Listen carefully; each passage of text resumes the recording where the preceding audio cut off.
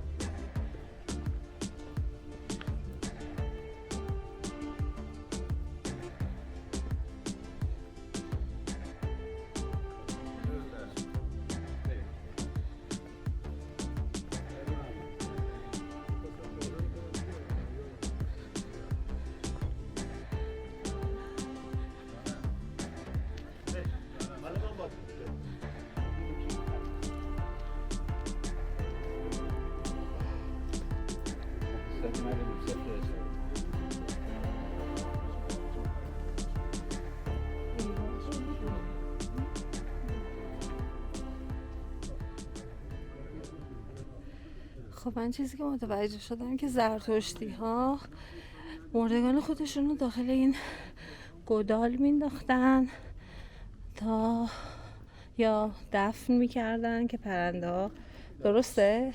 نه؟ مرداشون هم تو این فضا میذاشتن، درسته؟ که لاشخور میومده میخورده، بعد استخوناشون که میمونده میریختن اینجا. درست. بعد اینجا هم هیچ کس نمیتونسته بیاد جز همون نسا سالار یا هم چیزایی که به اصطلاح مسئول تدفین بوده. فقط اونا میتونستن وارد این محوطه بشن. این پله‌هایی که الان ما اومدیم بیرون اصلا نبوده، اینا رو بعدا واسه بازدید اضافه کرد.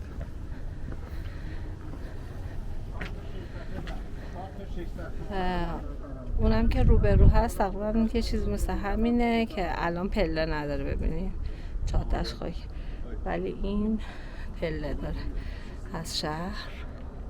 اون ساختمونایی هم که گفتم اون محل حرف مصرف خونه مال یه روستا بوده. درسته. که وقتی مرده‌هاشون رو می‌آوردن اینجا، چون مسافت دور بوده، اینجا استراحت میکردن تا مراسم انجام بشه و برگردن به روستاشون. که اسم این مجموعه دخمه زرتشتیان یزد. دخمه زرتشتیان یزدی.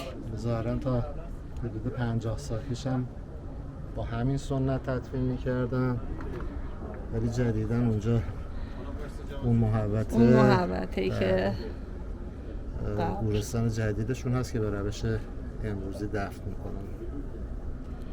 و میبینیم همونطور که میبینیم نزدیکش هیچ ساختمونی هیچ چیزی ساخته نشده و همینجوری این ساختمان که توسعه‌های بعدی شهر داره، اینجا هیچی نبوده. هیچی نبوده. فاصله زیادی از روستاها داشته.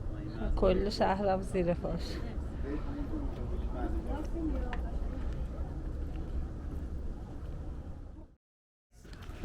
نه هر روستایی باز خودش یه چیز داشته.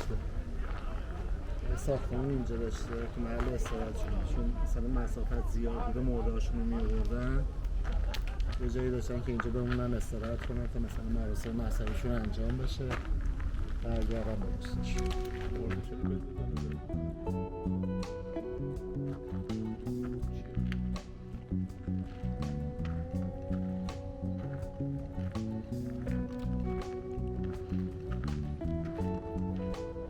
اینجا چیه؟